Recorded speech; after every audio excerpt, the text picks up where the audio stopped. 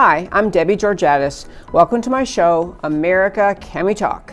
Today, we're going to talk about America at the crossroads, spending blowout, but peasants get pittance, election battle update, and pondering America over Christmas. And of course, I'll tell you why these stories matter to you. Stay tuned.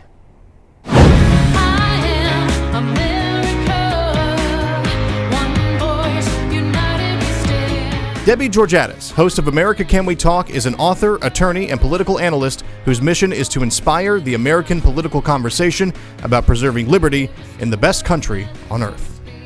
America Can We Talk is sponsored by GC Works, a Dallas-based company performing advanced technology research in the oil and gas industry. And hello again, and welcome to my show, America Can We Talk, and to today's First Five. I'm Debbie Georgatos. I'm going to do a very brief First Five today. I call it America at the Crossroads, or at the Crossroads. I just want to say this about where we are in America. Here we are in December 2020. We're a few days away from Christmas. Many people in America and literally around the world are watching how America is resolving our election situation, how we're resolving the challenges we are finding in America's electoral system with what has now become publicly known rampant election fraud. And we've talked about many times, election fraud, a lot of electronic manipulation, and vote fraud, just an overwhelming scope in this election cycle, and yet seeming to have succeeded in that there are many networks that called the election for Biden that night or the next day. As we've catapulted forward over the last few weeks, we've seen more people come out saying, well, not sure President Trump ought to be challenging this, even as the evidence of fraud mounts. And even as the world has now been able, everyone honest and willing to understand the situation, has been able to see just one county in America, Antrim County, Michigan, their voting machines, Dominion voting machines, have been analyzed by a top national firm based here in Dallas, Texas, ASOG, Allied Securities Operation Group, and found such rampant, overwhelming impropriety that they concluded their examination, their forensic analysis of those machines with a statement, essentially, and I'm paraphrasing this statement, the system itself appears designed to manipulate the election outcome, designed to permit and in fact effectuate cheating. My words, not theirs exactly. Many, many details not reported. It's available on our website, americacanwetalk.org. But we're at a crossroads really for two basic things I want to talk about today. Number one, do we have the backbone as Americans to insist on the truth coming out about the election of 2020? Or are we going to allow, and it's kind of like adult peer pressure, but allow pundits, alleged experts, simply force on America and on our ruling class and on the courts the decision that it's all over, we should move on, no reason to dig in and find out the truth? That's the first kind of question we have, the big, the crossroads where we are. The second big crossroads question is whether or not enough Americans understand the very idea of America, the unique and extraordinary greatness of America, and do we understand it well enough and value it enough to fight for it? Because where we are in 2020, as we'll talk about the end of the show, my last segment today, we'll talk about how truly perilous our situation is in America in terms not just of whether the person who is sworn in on January 20th, 21 has an R or a D by their name, but the question of whether or not we Americans value the unique greatness of America enough to fight for it and to fight against the forces, the Marxist forces in this country that are literally taking over America as we speak. Those are the questions for us to look at as Americans, and that, my very fine friends, is today's First Five. So I mentioned at the start of the show, I called running through my topics, how I want to talk about. We're going to talk about the spending blowout, and I call it Peasants Get Pittance.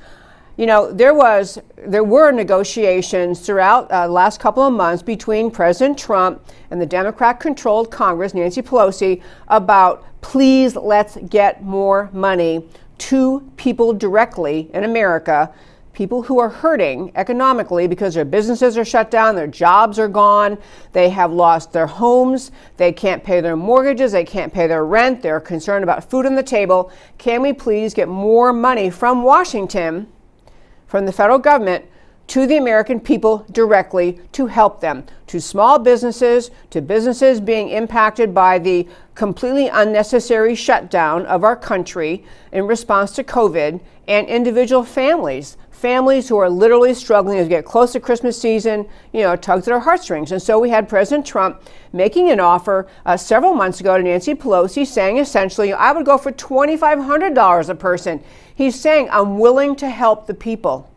I want to help the people. Now, as you've heard me, if you listen to the show very often, I've been saying the better solution is to have the government at the federal level signal the lifting of the necessity, the lack of necessity for massive shutdowns, economic shutdowns, limitations on the freedom of the American citizens based on COVID, so that all of the regulation that is keeping businesses shut down, which is mostly flowing from city councils, mayors, and governors, can be lifted because the federal government is signaling it's okay, we can let this go, we're doing okay, we're going to be okay. I'd rather have the regulation lifted and the economy naturally, the free market economy naturally spring back. But given where we are, we're still struggling to get the just draconian regulations limiting America's freedom, struggling to get those limitations lifted. But until then, trying to get something in the hands of the American people. So what happened over the weekend, or last few days actually, was that the government, the Congress, actually came to a deal. And I want to talk first just a tiny bit about the deal to help people. I want to talk to you about what happens to people in Congress who dare speak up and question contents of the deal, question what happens. But the overall situation, which I want to be sure we just start with, is you had the Congress pass, the House passed this bill, and I had the numbers here. I'm trying to find the right sheet in front of me, but it was the House overwhelmingly passed this bill in two segments. They had two-part segment. The House passed the bill on Monday, and so they actually divided it in two parts. They had part one was defense, commerce, justice, science, homeland security, and financial services. So the House passed that bill on Monday, that portion, that part one and part two, which was 8 spending bills, including the COVID relief bill. The point is, instead of passing a standalone bill to get money to people suffering from COVID, which is what Trump was trying to offer, and turned down by Pelosi, and the Democrat-controlled House will not allow this. So you had, finally, the COVID relief folded into the enormous, massive spending bill. And in this enormous, massive spending bill, passed overwhelmingly, you had it's like $600 versus the $2,500 Trump was offering, $600 per person. I think if they earn less than $75,000 a year. So they bundled together. It's a legislative, and I'll get to the size of the bill in a moment. But the basic thing, the aid package, $600 in direct payments to most Americans, which is if you earn $75,000 or less, $300 per week, enhanced federal unemployment benefits until March 14th, and so money for businesses, loans to businesses through the Paycheck Protection Program. The point is, in this massive spending bill, they stuck in a part two, the COVID relief bill, a pittance as compared with what Trump offered, and just a sounds like an oxymoron, a gigantic pittance, but I mean a tiny amount compared with the massive spending bill.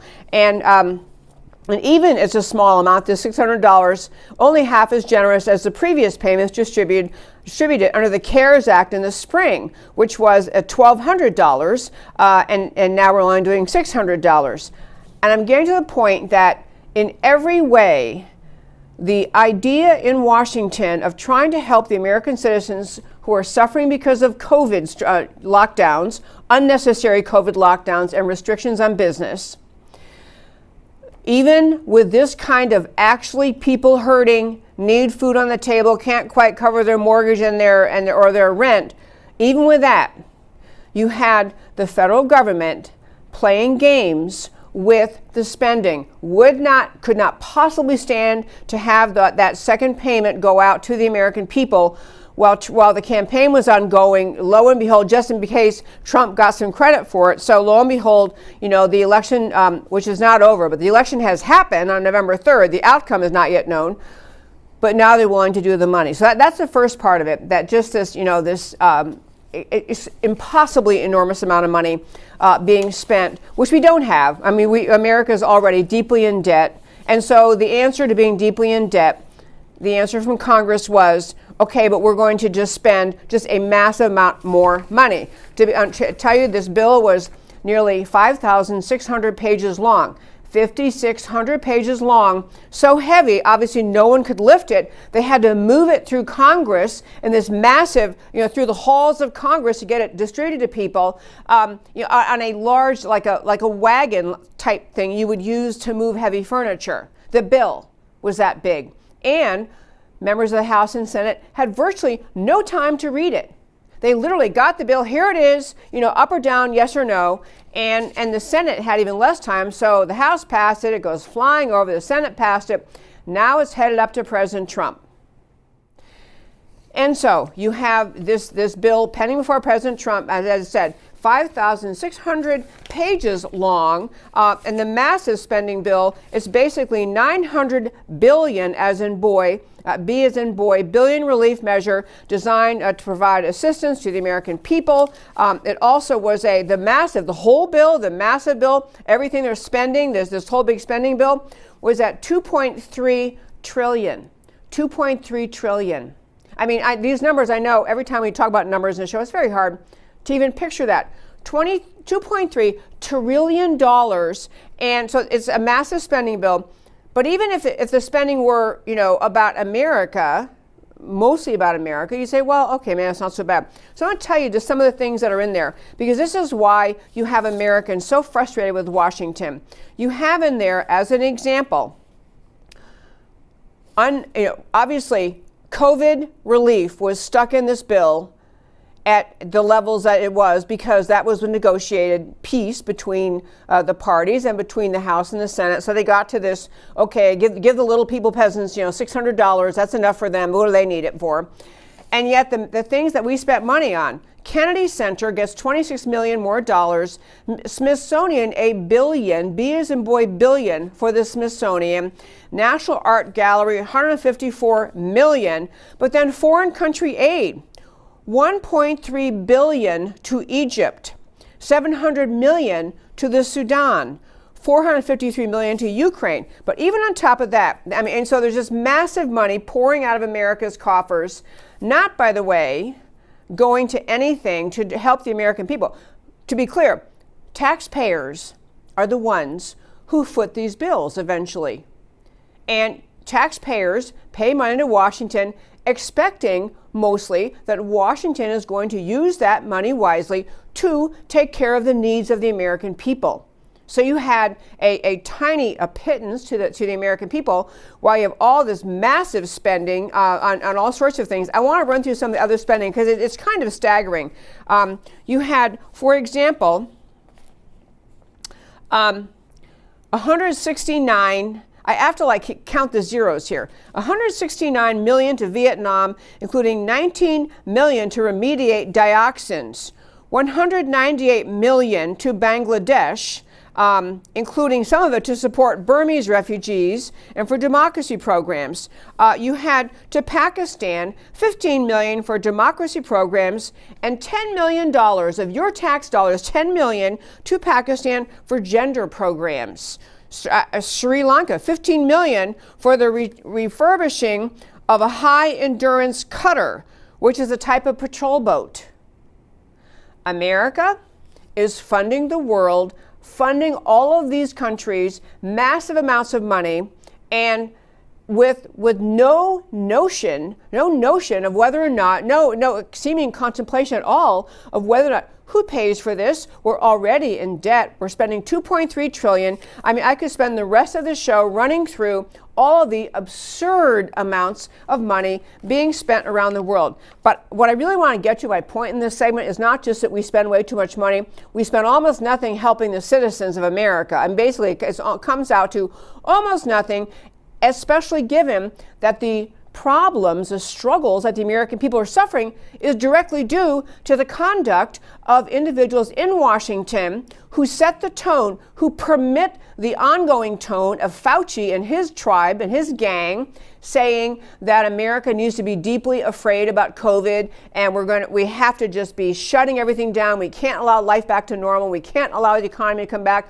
We can't allow people to work. We can't allow them to live their lives. We can't allow to have have factories open.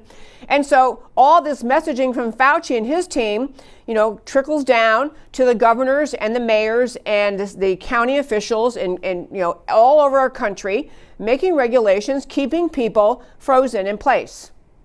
And therefore, we have to pay more money in tax dollars because of the problem the government created.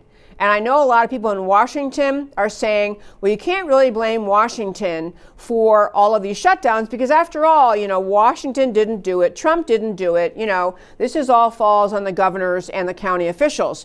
Actually, the ones I blame, Fauci, Birx, the whole team at the NIH and CDC, who continue to perpetuate the myth that COVID is such a lethal, bubonic plague type thing that we must freeze in place until they've figured out a vaccine that we all can be forced to take. It is that communication, that decision by people at that level in Washington and at the federal level that drives the governors, the mayors, the county officials to say, well, we're really afraid, so we better keep everything shut down so that people can't go to work, so they can't get a paycheck, so they can't function, so they need more money from the government. This is a government-created problem. But back to so they spent a fortune, but I want to hit something else because, there are all sorts of ways in which we in America have, we have some say about this. We have members of Congress, people run for Congress, run for the Senate. And, by the way, I had the numbers. Basically, everybody in the House voted for this. In the House, just to make sure I have the numbers, in the House, we had 327 voted in favor of this massive, spending blowout. So that means 85 voted no. And that on part one, and then part two, and very similar numbers, 359 House members voted yes, 53 voted no. So basically, everybody, House and Senate, including many Republicans, voted for it. And I'm going to tell you about one reason why. So COVID relief obviously was a huge piece of this for the media. It was a minor piece. It was a minuscule piece of the grand spending, but it was the piece that got the most media attention. So on the Senate side, 6 senators were brave enough to say, we're not voting for this. This is a massive blowout. We're not voting for this. Those 6 senators, 2 of them are our Texas State Senator Cruz, and another one is the Republican senator from Florida, Rick Scott.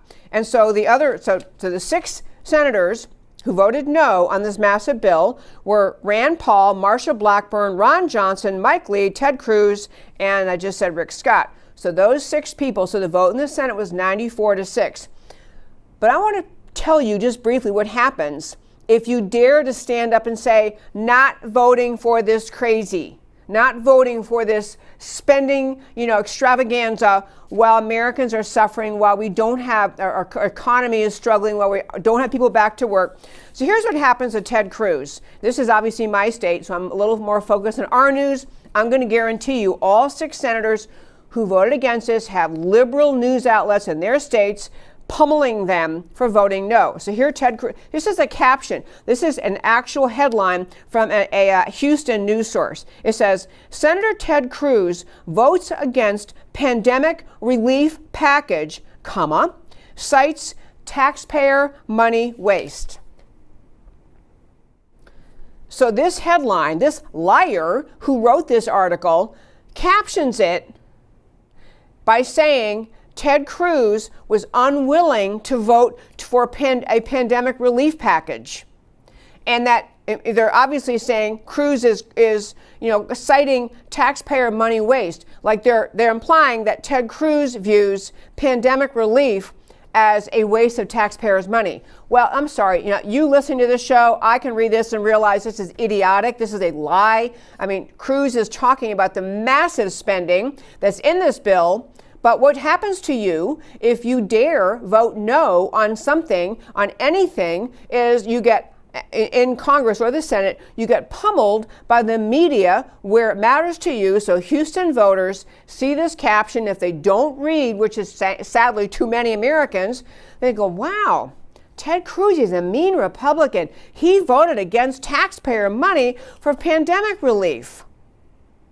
I mean, it's absurd. And I read the whole article, to be clear, read the whole article. Nowhere in the article does it say, oh, and by the way, it was part of a $2.3 trillion spending package. Never mentioned that.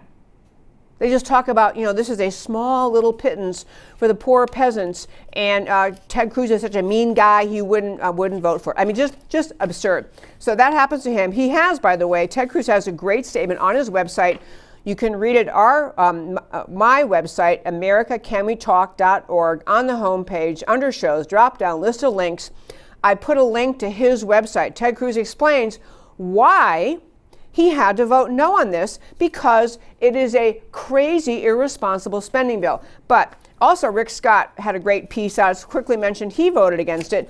And what happens to you when you try to stand up to this monolithic ruling class elite in Washington? They cook up this massive spending bill. No one, you think the House members and the Senate and members of Senate are the ruling class. They're not even, they're kind of like the peasants as compared with the ruling class, the head of the GOP, the head of the Democrats. They cook up the deal.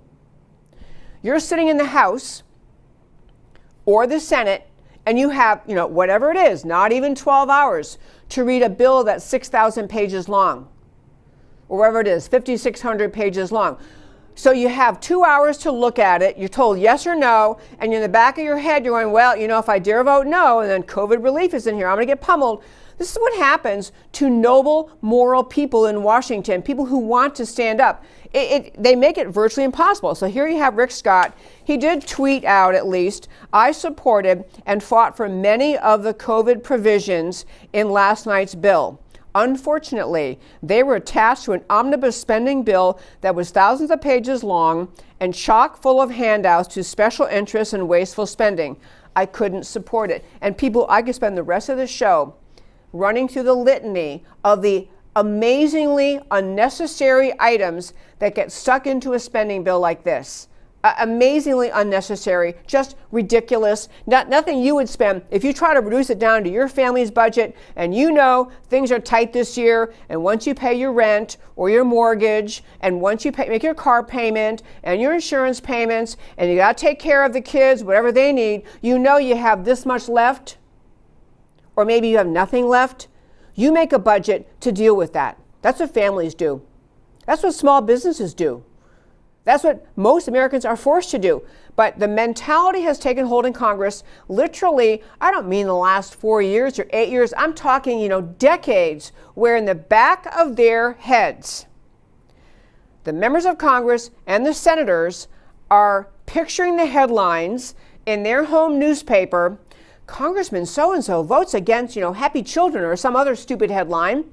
And to them, they understand. It seems like, well, no one's really going to be hurt by this. We're just going to keep spending money. I know we don't have it, and we aren't going to collect it in revenues, and we're not going to collect it in taxes, but somehow it'll just, we'll just keep spending because there's this magical, bottomless money pit that we own. The government owns, and so we'll just somehow find more money and keep paying for things and keep paying for things, and anyone who stands up is then treated as an outcast, a pariah, someone who would be just so cruel as to vote against, happy children or some other name they give to any bill they have.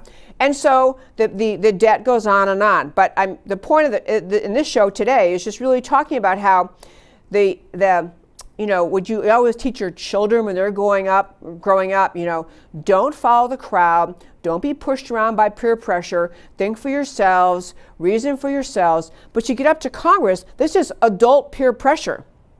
This is adult peer pressure on members of Congress and senators, because in our great state of Texas, for example, we have Senator Cruz voted no, but our other senator, John Cornyn, voted yes. Same as in Florida. Senator Rick Scott puts out the statement I read. He votes no. Senator Marco Rubio, go along to get along. Or the other argument is the only way I can get relief to the citizens of Florida who need it because they're suffering because of COVID shutdown is to sign this bill. So I'm forced to sign this bill to vote yes in order to get that relief to them, and I'm tolerating the rest of the spending. But the overwhelming pressure on members of the House and Senate is just to keep spending with the justification in the back of their head, well, I had to vote yes because, this one piece in there was so necessary. But what if all of them banded together and said no?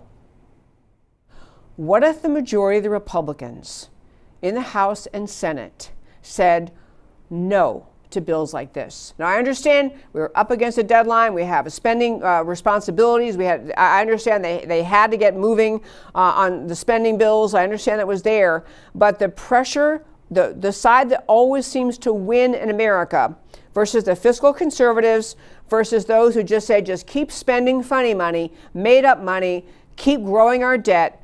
The grow our debt and just keep spending side always wins. And the few who ever say, I'd like to talk a little bit about fiscal responsibility are the mean people, the naysayers, the ones who are criticized. It's a very tough thing. They gave COVID relief, very troubling. There are other stories I was going to share with you, but I want to go on to my other topics. I'll probably be spending some time over the next few weeks pointing out other impossibly ridiculous things that were in the spending bill, but again, it's going to starve me away from, I can't do it today. It's going to keep me what I really want to talk about for the rest of the show, which kind of ties back to America at the brink. So next topic I want to talk about is election battle update. I just want to give you, we are on December 22nd, Tuesday the 22nd, and we're looking at a situation where we've had Electoral College. The big six states we're worried about. Those 6 states have all, kind of thrown in, say, okay, fine, we're going to call it for Biden, even though they're all aware and growingly aware of massive election fraud. They're trying to tamp it down, ignore it. In Arizona, as I mentioned yesterday, Maricopa County Board of Supervisors is trying to just bulldoze the state senator who is saying, hey, wait a minute, I subpoenaed your voting machines. I subpoenaed your ballots. We want to see them.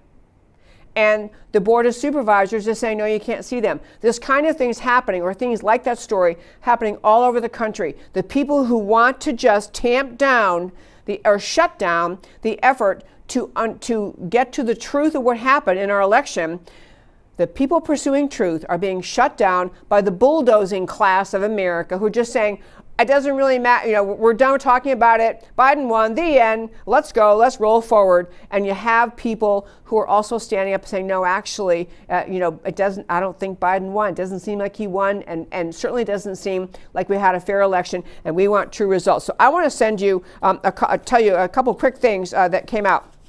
One was in the state of Georgia. One of the I have too many stories here today, but the state of Georgia actually had their Senate committee. Georgia State Senator William Ligon, I don't know how to say it. He's chairman of the Election Law Subcommittee in the Georgia State Senate, and they have completed their review of the recount process, and their audit process.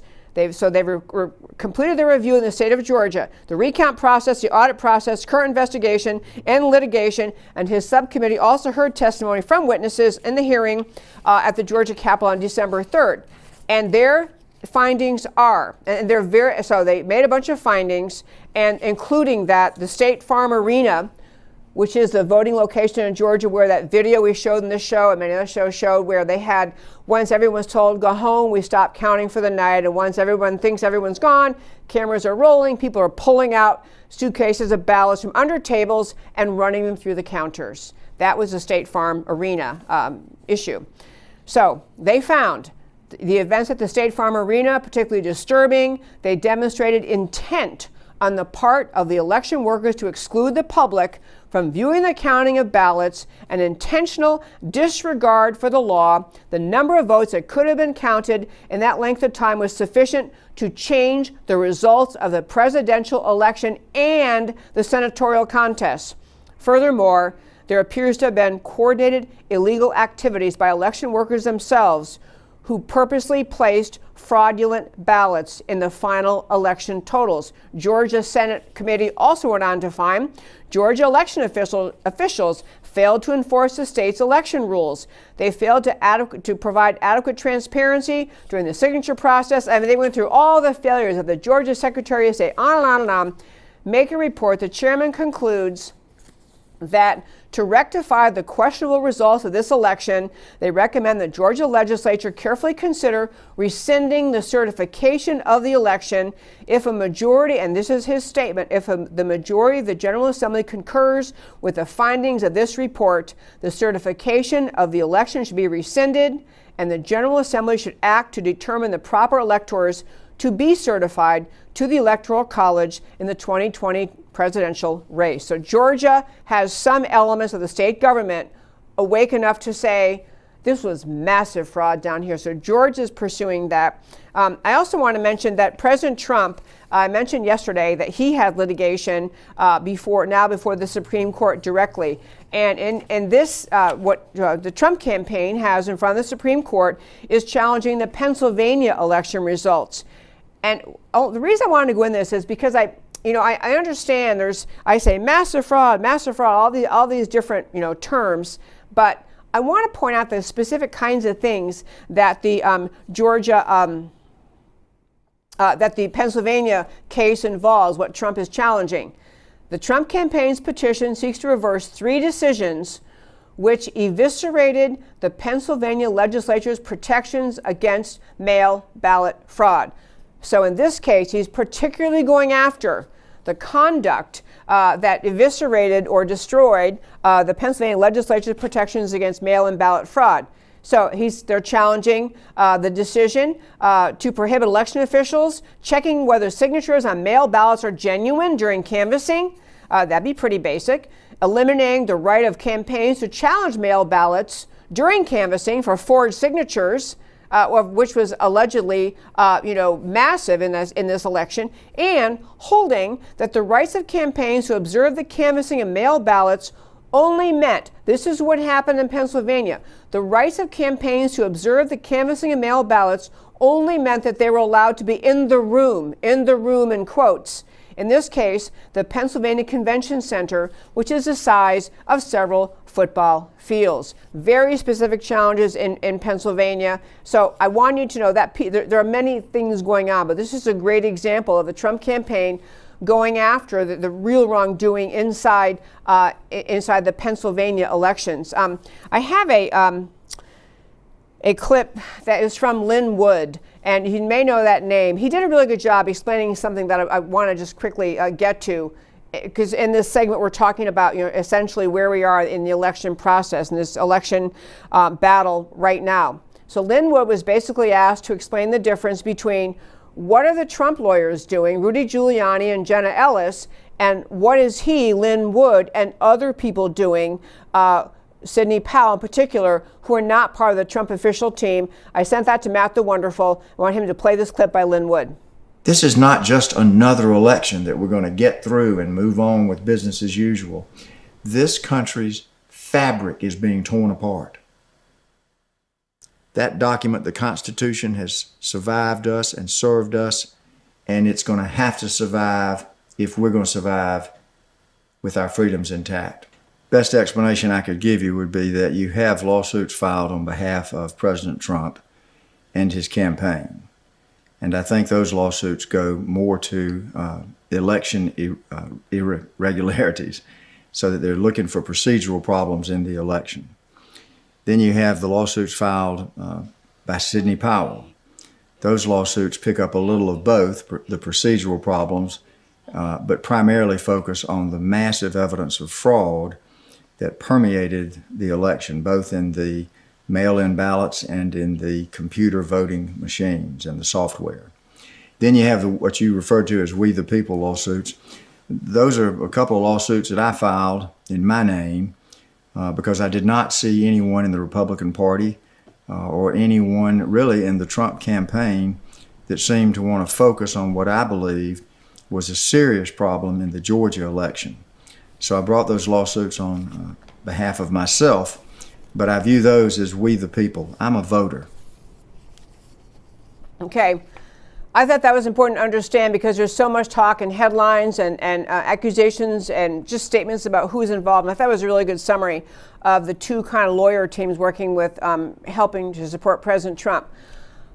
I've mentioned also, and you likely know if you're following all of this, that the next kind of, beyond what may occur as a result of some of the pieces of litigation, the next phase or step is what happens in Congress on January 6th. On January 6th, there is a very formal meeting in Congress, the Congressional Conference, on accepting the electors, or it's accepting the Electoral College, but accepting the electors who voted at the Electoral College on December 14th. That's the next phase of possibly challenging this election outcome. That challenge, what happens, all the electors, when Electoral College met, their votes of the electors are shipped off to Washington. January 6th, we have this in Washington where we have the House and Senate meeting in joint session, governed by the Vice President, so it's Vice President Pence, and they are open the electoral votes of each state. We've been through this before. We already know Mo Brooks in the House is now talking that he is going to challenge some of the electors in some of these states with obvious massive voter fraud. But one little update, President Trump met in the White House yesterday, I guess, with several Republican lawmakers who basically trying to talk to them about, challenging on January 6th in the Congress, challenging what the left is trying to do. And he, apparently Congressman Louis Gohmert was there, who was unsurprising. Of course, he would be there. Matt Gaetz and Mo Brooks and others, basically getting the pitch from the president. We think that, you need to challenge these electors. This is a stolen election. Unless you live under a rock or a cave or in a cave, or unless you just don't want to hear it and don't want your joy at a Biden victory to be interfered with, unless you're just ducking, every sentient American, every American understands there was massive election fraud. Whether it was sufficient to overturn, to change the outcome in some state, whether it was sufficient so that, in 2, 3, 4, 5, or 6 of the states we're talking about, that they all would have gone the other way. I mean, you can't know that unless you're willing to examine the evidence. So when you hear people saying, and you do hear people saying this, there was some fraud, there always is in every election. If they're not willing to look into it, if they're not willing to support the efforts to dig in and find out what exactly the answer was, they're willing to accept election fraud and they're willing to partake and participate in it. That's how the members of the House and Senate should think of themselves. They're participating in perpetuating an election fraud unless they challenge it. There was also apparently a tweet, someone texted me right before we started the show today, saying it appears that President Trump is thinking the new senator, Tommy Tuberville, I believe his name is that how you say it? However you say his name, Tuberville, is apparently going to be one of the senators challenging some of the electors coming from states where there's massive election fraud and nobody will look into it. Nobody wants to understand it. They just want to pretend, sweep it under the rug, call it for the electors and move forward. So Tommy Tuberville in the House and Mo Brooks, I don't know yet of other. I understand there are between 6 and 8 senators who are contemplating challenging the electors. I certainly hope that's true. On the House side, I know that there are a few, the Mo Brooks and a few others. So you may have actual challenges on that day, and then once those challenges are made so the electors are not accepted, then the House and Senate go back and dig in, and that's another opportunity to begin presenting the information to them so they can understand why these electors should not be accepted. I don't want anyone to tune into my show and think, I'm coming to listen to Debbie because this is where I always hear everything's going to be okay, Trump's going to win. You know what? I have felt in my heart that America will get to the answer consistent with truth. That's what I think. I think ultimately America will get to the answer consistent with truth. I think Trump won this election in a landslide. I think Trump won certainly 75 million votes, maybe more. People are saying 80 million. I think Trump won this election in a landslide. And I think that millions of Americans know this. They know what happened. They are, fortunately for us, we have Lynn Wood, we have Sidney Powell, we have the president's attorneys, Rudy Giuliani and Jenna Ellis. We have other advocates in the conservative community speaking up. Americans are aware that there was massive fraud. I truly want the answer to be that America gets to the truth. But I don't want you to listen to the show and walk away with the conclusion, that's okay, I got it, Debbie said Trump's going to win. You know what? He should win. He did win. He should win. And there should be the right people and at the right time in the processes we have in this country stepping up for truth. That is what we need. We need congressmen, senators stepping up for truth, demanding that we don't accept fraudulent electors appointed as a response or as the outcome of a fraudulent election. That's what we need in this country. So President Trump is working. God bless that man for fighting. He fights and fights. He's trying to encourage some of the Republicans. Last quick thing I'll say in this section, because I do want to hit one of the really, really important, kind of my closing thing before Christmas. But there was a piece an article put out, or column rather, put out by Newt Gingrich. And, he is as you know, he was the architect of the contract with America. He was a very powerful figure in the Republican circles. He is no longer in Congress, and he's not in government. But he wrote a piece that was published at the Washington Times. And again, it's linked on our website, americacanwetalk.org, on the homepage, under shows, drop-down list of links. And it's called, Why I Will Not Accept Joe Biden as President. Why I will not accept Joe Biden as president. And I really, really urge you to read it, because it goes deeper than just, like to run through the election fraud, like to the examples, here's litigation. He's talking in very overarching, deep, long-term terms about what he's been watching on the American political scene and how it causes him to recognize that he's been watching the Resist the President movement of Donald Trump, and then the endless effort focusing on trying to undo Donald Trump, undermine the 2016 election. And he said he was recognizing his anger at this moment is not just directed at, hey, the Democrats tried to cheat. You had, Smartmatic machines that were generating, that were manipulable, that you could change the outcome, that used algorithms instead of using vote counts. You had the Dominion voting machines in Antrim County, Michigan. We've been over that. You have all these examples. You have people giving affidavits, writing out under penalty of perjury. I saw election officials counting the same batch of ballots for Biden, repeatedly. I saw this. We all saw what happened on election night. We've seen so many examples. If you're paying attention, you understand there's election fraud. But what Gingrich is saying is his anger is more than just that the effort, or just at the apparent effort and the apparently successful effort of the Democrat Party and the supporters of the left to just force Biden on America.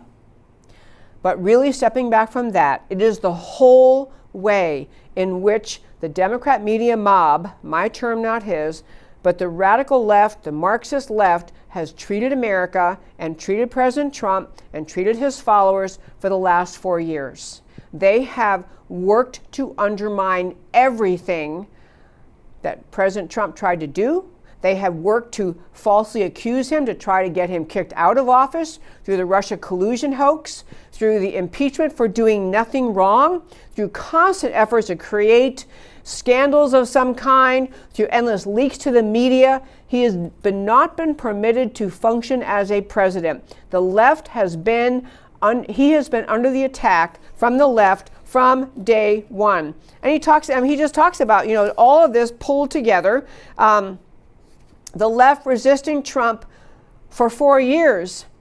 And now we're into whatever we're in since the election cycle, 7 weeks, the election day of November 3rd, 7 weeks or 8 weeks. We're now being told, you're out of line, shut up, stop complaining.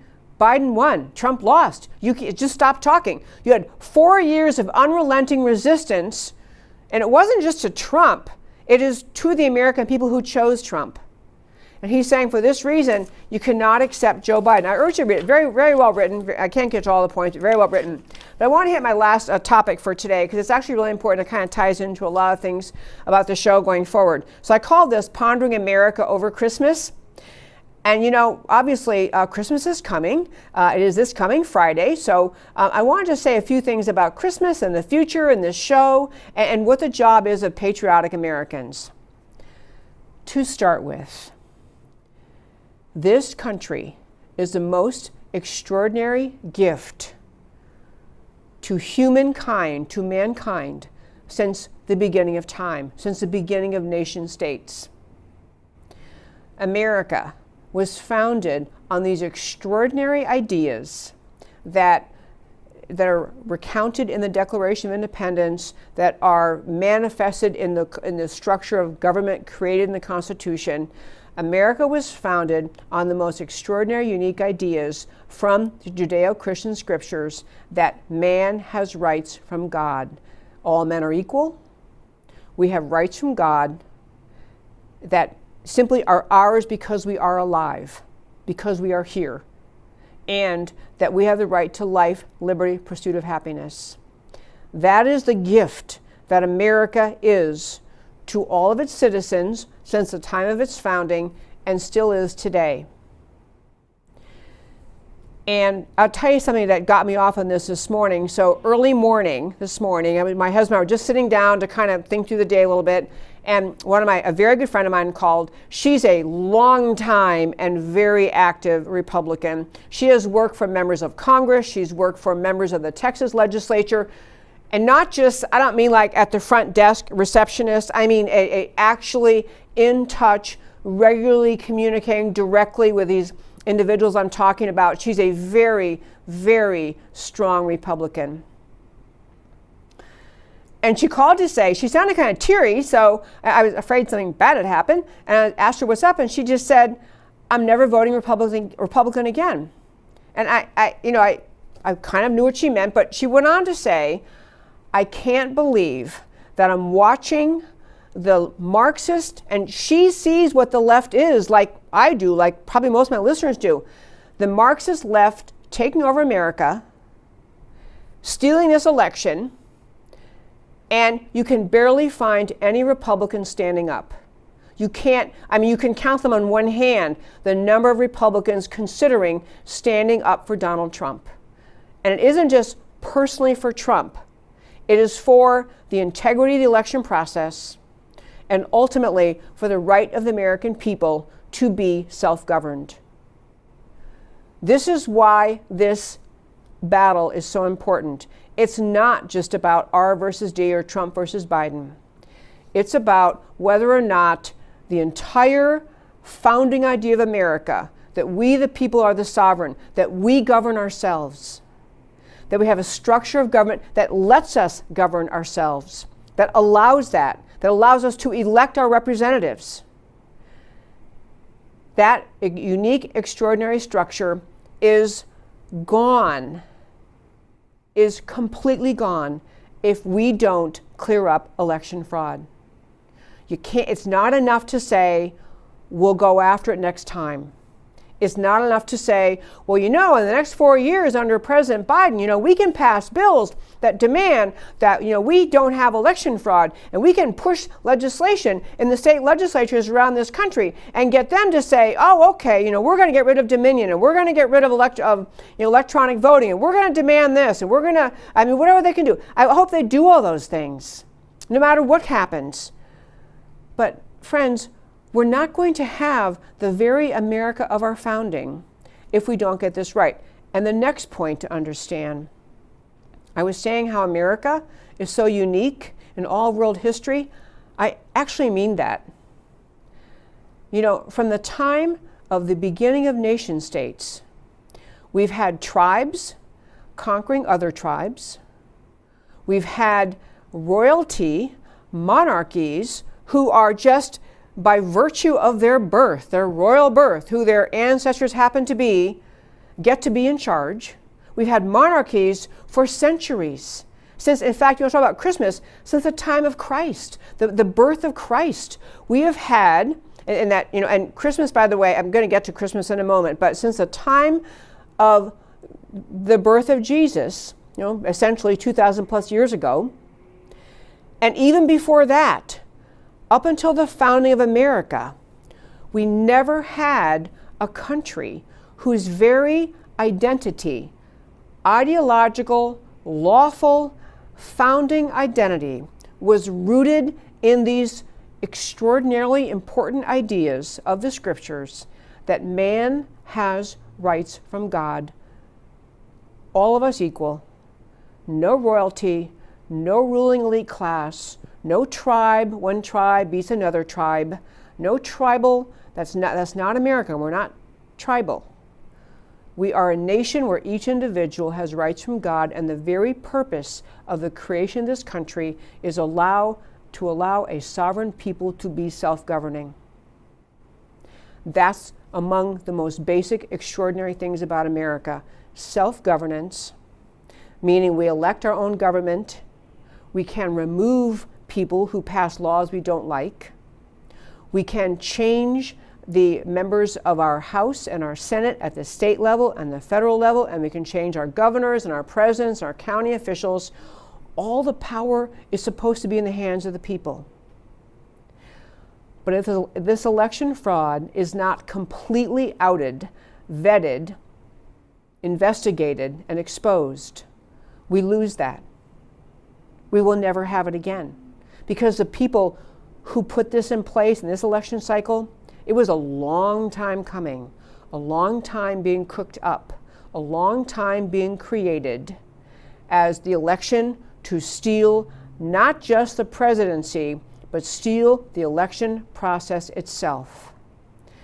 That is the first point I ask you to ponder over Christmas. How important is it to get to the truth? Second point I ask you to ponder over Christmas.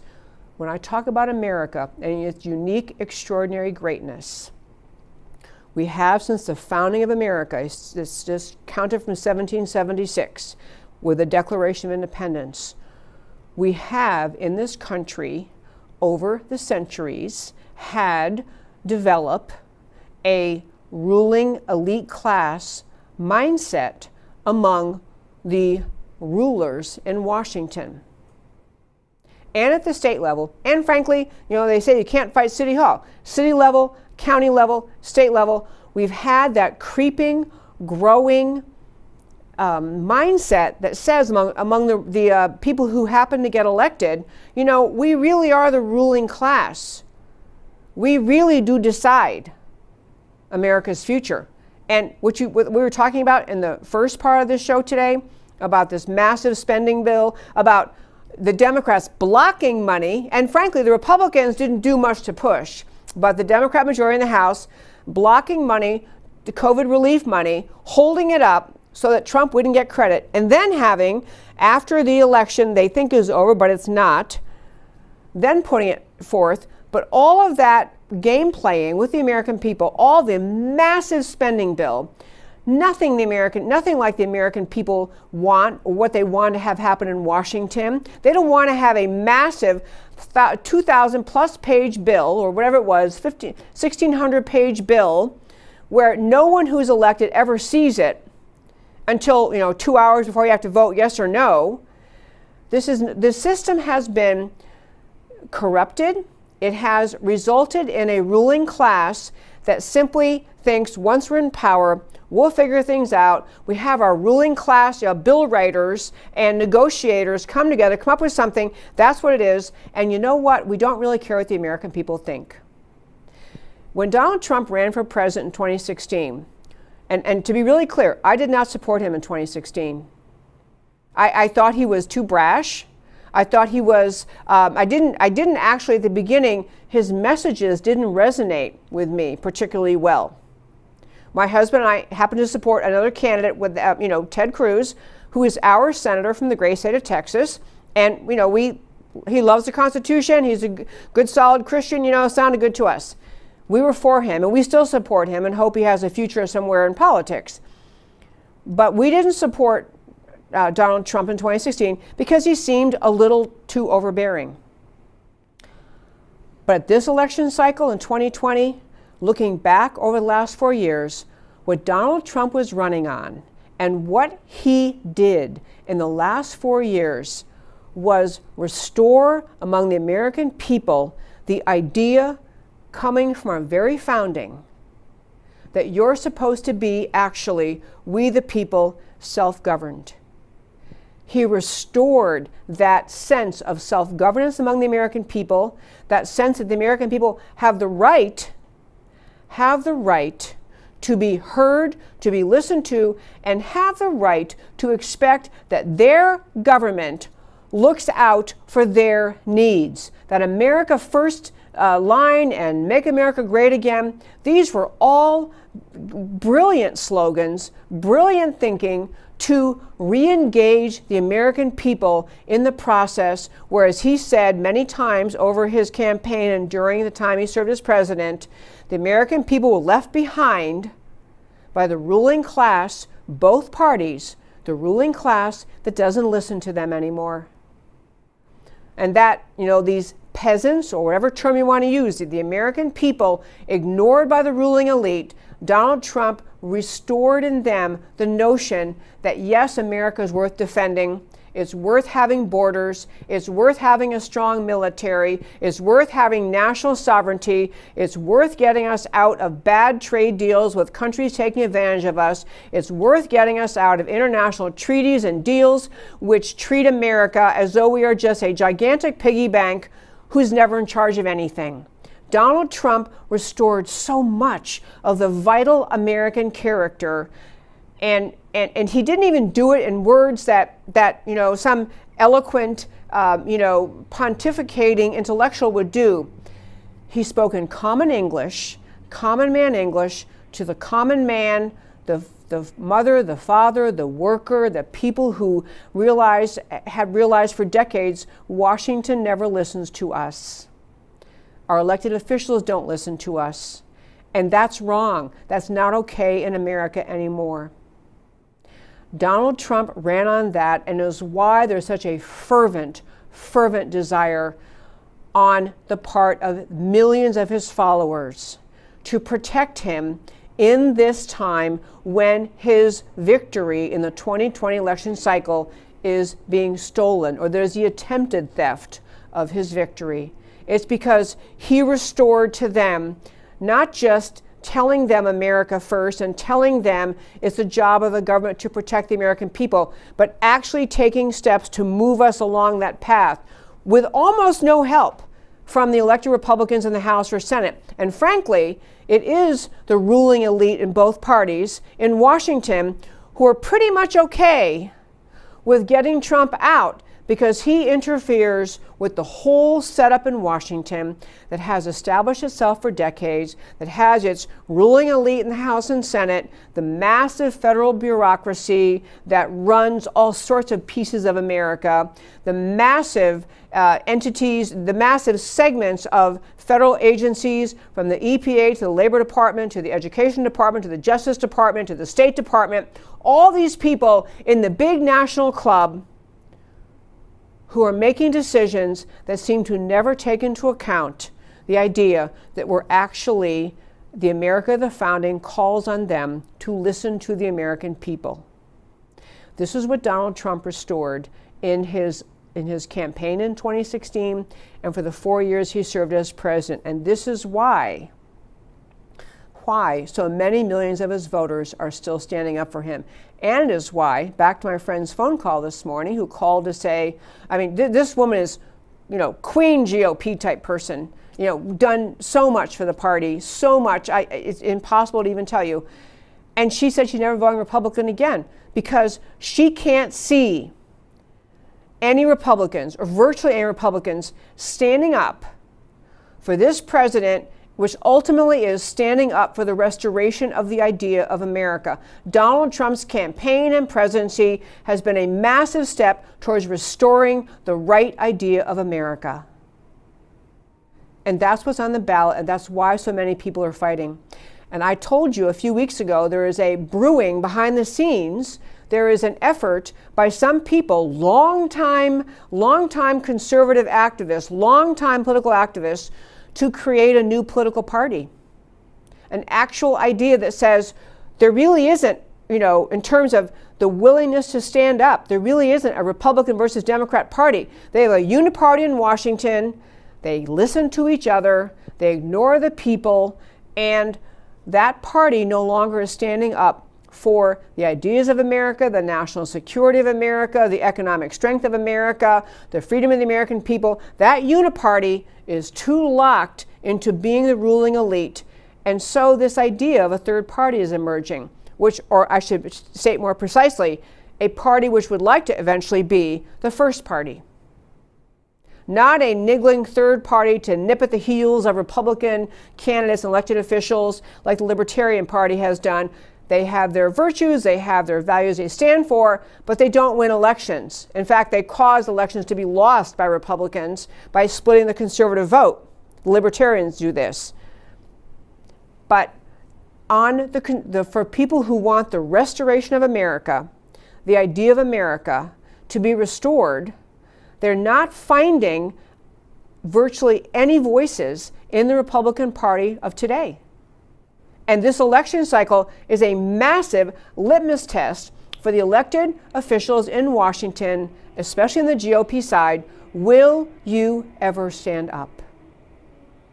Do you understand that 75 or 80 million Americans voted for Trump, and they voted because he is standing up for America, for them, for we the people, for self-governance? That's why he's so strongly supported. And these people, these Trump voters, are watching the GOP in Washington and saying, where are you? How could you abandon not just Trump, because they are abandoning Trump, but abandon the Trump voters, abandon ultimately the America of the founding, which is what Trump is trying to restore and what millions of his supporters want to find again. So I ask you over this Christmas time to, first of all, most importantly, honor and celebrate the true meaning of Christmas, the birth of our Savior, Jesus Christ. That is the reason for Christmas, to celebrate Jesus' birth, what it symbolizes, a message of hope for mankind, the way, the truth, and the life, all the things that Jesus represents to Christians. That's what to celebrate over Christmas, the coming of Jesus and his birth in Bethlehem, 2,000 plus years ago. That's the idea of Christmas, and to celebrate, that Emmanuel, God with us idea. Celebrate that, but also think over the next, Christmas time and over the New Year holiday, what role should you play? How much does it matter to you if we hold on to the America of the founding? How much does it matter to you if we just surrender it? Does it matter? And if it matters to you, think of how you're going to get in the fight, how you're going to be in the fight to protect this country. It can mean going to Washington on January 6th to stand outside and wave signs and urge Republicans to challenge the electors. It can mean sending letters and phone calls to the United States Senate. To the United States Supreme Court. You can do that. Go on their website. You can leave phone messages. You can send them emails. urging them to take these cases and seriously contemplate the cases before them. You can contact your member of the U.S. House, your senators, and demand that they challenge the electors from these states. You can go to everylegalvote.com, do everything they tell you you can do on that website. You can do something, but understand, America is going to be saved by the people who are willing to do something. Part of what I do is this show. I do lots of other things too, but I do this show because it's my way, it's what came into my experience, fell in my lap as a potential way to speak up for America. But I urge every one of you to do it. On the subject of this show, before I turn to why it matters to you, on the subject of this show, I am definitely going to be back, going strong on Monday, January 4th. I am taking the rest of the week off, going to enjoy Christmas with our friends and family, taking the rest of the week off, and the next week is a little bit up in the air. The week between Christmas and New Year's, a lot of things going on then. May or may not be here, but I will be here January 4th and right back on track, and I cannot urge you strongly enough to be part of the battle every day. Check our website every day, americacanwetalk.org. We'll be putting up little short blog posts, things you can check out there. Go to our Facebook page, our YouTube channel, do all the things you know to do in social media. Please continue supporting this show by doing those things. And please think through at this Christmas time what you want to do, how much you want to do to preserve America of the founding. At our website, americacanwetalk.org, you can subscribe to our newsletter. Hit subscribe, get a little email, add you to the list. We do a once-a-week newsletter, and you can also support this show. This show is actually funded entirely by listeners. And thanks to this lovely studio I have to use, which I'm extremely grateful for. I love being here on Real News PR, Real News Communication Network. I love doing this studio, but I need your support. So if you are able to help support me and keep me doing this show, I'd so appreciate that. Again, americacanwetalk.org, hit the donate button. You can one-time donation or recurring donation, either one is gratefully accepted, which goes entirely to keeping this show on air and expanding. And speaking of expanding, last thing before I get to why it matters to you, we are expanding our show to Rumble. Please go to Rumble, get an account there, follow me on Rumble. We're going to Parler. We're still on Facebook, YouTube, and Twitter. And please there do all the things you know how to do, like, share, support, all the things you can do to help this show continue to grow its momentum. And I'll close out before I go why it matters to you by saying I hope you all have a Merry Christmas. I hope you had a lovely Hanukkah. Have a Merry Christmas. And whether I see you next week or not until January 4th, stay in the fight for America. It's what the whole point of being an American patriot at this time is understanding America as founded is under threat, and patriots like you and patriots like all of us are needed. Now I'll tell you why the stories we talked about today matter to you. So we started today talking about the spending blowout. Peasants get pittance, a 5,600-page bill, first available to be read by Congress at 2 p.m. on December 21st. Yesterday, voted on and approved by both House and Senate by 1:43 a.m. this morning. This is exactly how Obamacare was crammed down. Pass it to find out what's in it. Not a standalone COVID relief bill, but combined with wildly profligate spending, billions in foreign aid, $600 in various forms to Americans in need, and Americans' need primarily created by government's own COVID overreactions. Only 6 senators had the courage to vote no. Senator Cruz gets hit by Houston media conflating wasteful non-COVID spending with COVID relief, claiming he voted no on COVID relief. This kind of ruling class slap down on the American people is exactly what elected Trump and rewarded Trump with a landslide re-election. This is yet another reason why American patriots remain committed to stop the steal. And on the election battle update, why it matters to you, Georgia State Senate finds election results untrustworthy, systemic failures, Fulton County, bad actors, recommends certification of results be rescinded. Trump campaign lawsuit against Pennsylvania at the Supreme Court demands correction of 3 specific documented forms of fraud. No question as to standing. Will the Supreme Court hide behind it's too late, or will they face the merits? Trump meeting with House members at the White House willing to object to Electoral College vote. Newt Gingrich's timely op-ed may give backbone to House members. That was one thing I meant to say about Newt Gingrich, is saying it'll encourage some people to recognize someone of his stature is agreeing that we need to speak up.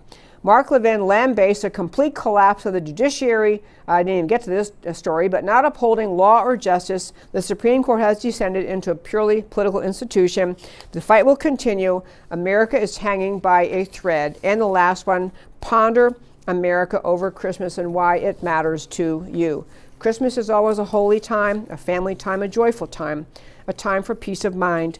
In 2020, it needs also to be a time for pondering America's link to Christmas. America's founding sprang from the Bible's teachings. This is what is meant by America's Judeo-Christian foundation.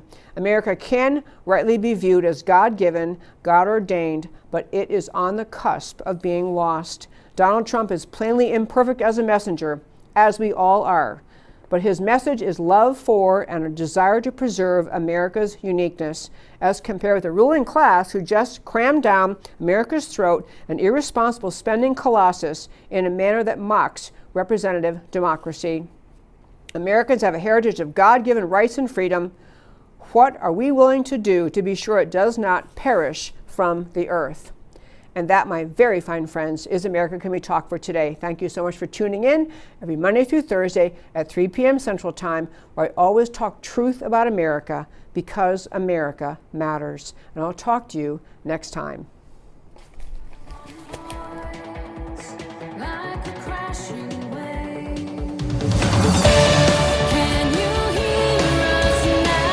America Can We Talk? Truth about America.